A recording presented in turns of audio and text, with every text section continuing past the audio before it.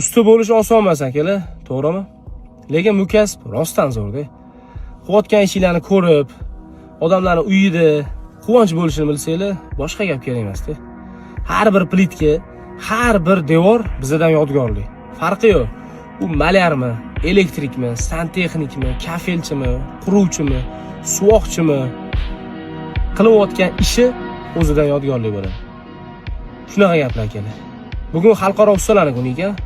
Shu sababdan hamma ustalarni va o'zimni tabriklab qo'ymoqchiman. Bu videoni akalar ustalarga jo'natib qo'yamiz. Videoni ko'rib ustaligidan faxrlansa, ishiga bo'lgan ishtiyoqi yana ham oshsin. Istoriya qo'yib yuborsanglar ham bo'ladi. Bilaman-ku, sizlarning ustalarga.